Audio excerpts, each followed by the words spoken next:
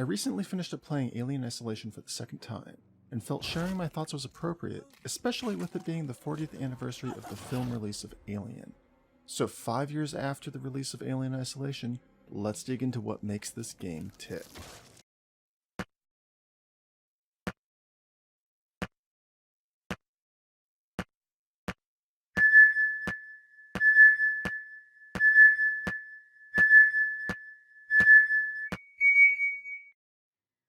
At the end of the day, I think Alien Isolation is an overlooked gem.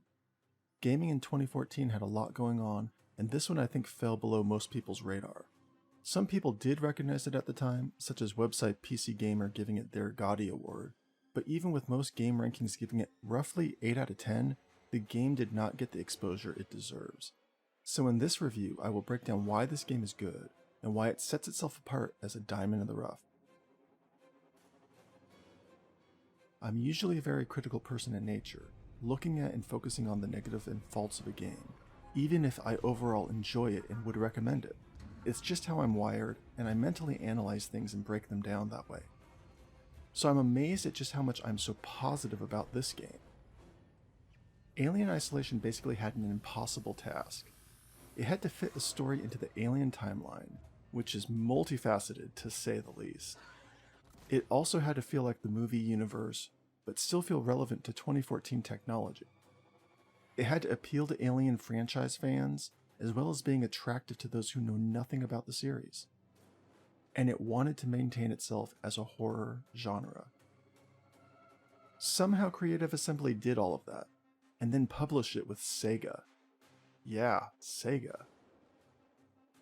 Sega probably isn't the strongest publisher, and especially with the back-end changes happening in the business side of things, which unfolded in 2015, well, it went over about as well as you would have imagined, and the initial sales of Alien Isolation were reported as being very weak. So why is that a shame? Because this game is gold. It's truly gold. No, it isn't perfect. Far from it. In fact, the initial pacing of the game is poor, and on initial levels I would say it's hideously slow. The story is decent, but nothing groundbreaking, since it's just playing off the original movie storyline. The graphics are mediocre, not bad, but not really anything to write home about in 2014, let alone in 2019. The voice acting could have been much better. Like the graphics, it isn't exactly bad, but nothing that grips you or stands out as great. So what did they do right? They created a game universe that felt exactly like the Alien universe. It actually feels pretty much exactly like Ridley Scott's Alien. In fact, one of the most fascinating things is to watch Alien, then play Alien Isolation. The attention to detail in everything in the game is phenomenal. They did what many don't. They treasured the source material and utilized it, building something new, bigger, and bolder, and more as an homage to the original than to toot their own horns. The story is based around Amanda Ripley, daughter of Ellen Ripley, Sigourney Weaver's character in the original films, and she's wondering what happened to her mother. You can track how the apple doesn't fall far from the tree here, and she really obsesses over it and works to get closer to answers. This takes her to Sevastopol Station, where they reported finding the black box from the Nostromo, her mother's destroyed ship from the movie, and possibly have answers to the complete mystery of Ellen's disappearance. So that takes you to Sevastopol Station, and to the unfolding of the story. Without spoiling anything, the excrement hits the fan and the alien is running around in the same fashion as any of the fans of the movies would know. Alien Isolation has 18 chapters to the game, so you can expect to spend around 18 to 20 hours playing it, maybe a little more if you're a completionist. And while there doesn't seem like a lot of extras to play with, they definitely made the list in a way that warrants additional playthroughs. It's not just about collecting ID tags, it's about surviving without dying in the entire game, or beating it on nightmare difficulty where the alien is always alert and in your face, unforgivingly killing you over and over. You can even turn on a listening function so any noise your mic picks up is heard in the game by the alien. Is it hard? Yes, insanely so, but it's very doable, even on your first playthrough.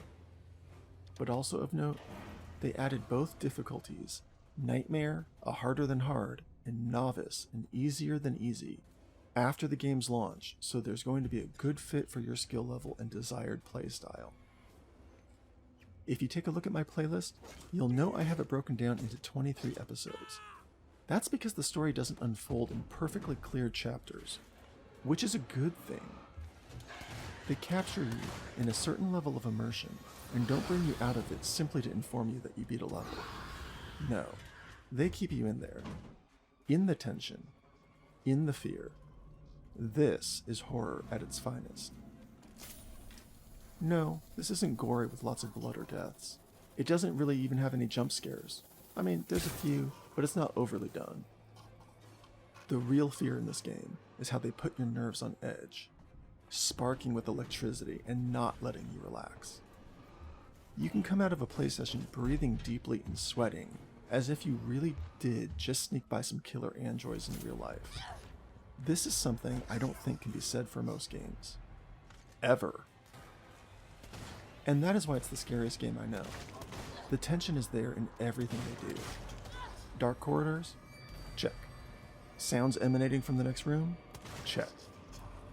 Creepy synthetics with pale, emotionless faces, speaking to you in calm, authoritative voices? Check. Crazily scavenging scrap resources to build weapons? Check. Making progress, then hearing your motion detector beep at you? Double check. Even the save system is consciously decided upon to be nerve-wracking. You're playing a modern game, right? Yeah, but toss those notions of autosave and checkpoints out the window. While there are a few checkpoints in the game, there are so few it doesn't matter. You are reliant upon finding save terminals and physically going through the process of inserting a card for the save menu to come up. You might sigh out in relief as you find one, but then you might also panic as you don't have much time before a threat shows up. Or the dreaded warning that an enemy is near, so you might not want to save. Barring you finding these save points, you can save as much as you like, but it really isn't that easy. You can only load 3 types of saves. You can load your last save, you can load the prior save before that, or you can load a chapter checkpoint if you need to start the entire level over again. So even in the save system, there's this huge meta about how to save and load wisely, and that's especially so if you're trying to do a no-death playthrough. So with all this being said, the game is tons of fun. It's so enjoyable, and it fits in well with the first 2 movies of the series being bookends for it. I highly recommend a playthrough with some movie watches for added value to both mediums. And replay value? It's huge. I can see always having this game and going back to it over and over, with the exception that it might get tired, not from a boredom stance, but from an exhaustion stance. Once you're done with the game, it really leaves you exhausted, with nerves on fire. You basically want to play anything but Alien Isolation at that point.